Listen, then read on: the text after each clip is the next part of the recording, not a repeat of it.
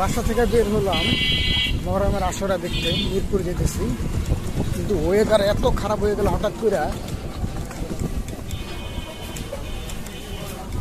ভারী মেঘ করছে, যে কোনো সময় বৃষ্টি নামতে পারে। জানি না যাওয়ার আগে কি বৃষ্টি ধরে ফেলাইবে কিনা, তবে বৃষ্টি ধরে ফেলার সম্ভাবনা বেশি। মনে হয় না যে আনন্দ করে একটু ঘোরাফেরা যাইব বৃষ্টির কারণে। তারপর আপনাদেরকে গিয়ে ওই জায়গায় পৌঁছায় তারপর ভিডিও করে পুরোপুরি ক্লিয়ার করে দেখা মনে। ভালো থাকবেন সবাই। বৃষ্টিতে যদি ভিজি তোমার কিন্তু ভাড়া নাই, ঠিক আছে? বুঝছো,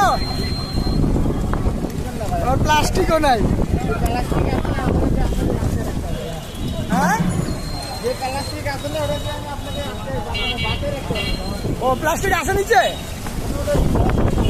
ও আচ্ছা আচ্ছা, প্লাস্টিক আছে কিন্তু এটা নষ্ট হয়ে গেছে।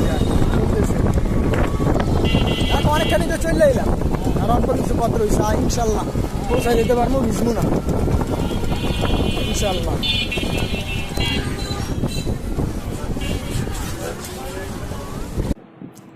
অবশেষে আস্তে আস্তে চলে আসলাম মহরমের এই উৎসবে।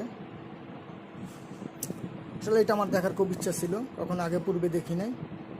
তার ফ্যামিলি নিয়ে আজকে গেলাম, বাচ্চাকে নিয়ে গেলাম। কেন প্রচুর পরিমাণ লাইটিং করা হয়েছে, ছোট ছোট কিছু দোকান বসছে, কিছু খানকার বসছে তাদের। আমি দুইটা দেখছি, তবে এটা আরও বেশি জমজমা হয় আপনার রাত 1টা বা 12টার পরে।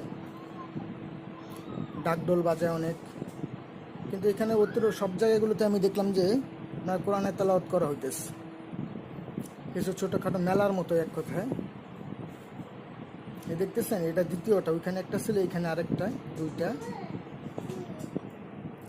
তো বেশ কিছু বড় বড় পতাকা আছে নানান রঙের, তাতে তারা, চাঁদ, বিভিন্ন ধরনের কলেমা লেখা।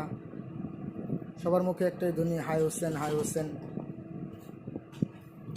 একটু ঘুরে দেখলাম। এটা হচ্ছে মিরপুর 10 নম্বরের পুরান 10 নম্বর, আপনার বেনারসি পল্লীর পাশেই। এখানে আমার বড় ভাই থাকেন, ভাবিরি নিয়ে বের হয়েছিলাম। লোকে আরও অনেকগুলো কাজিন ছিল, তারা হাঁটতেছে। তো আমি ছোট ছোট করে একটু করে ভিডিও করলাম আপনাদের জন্য।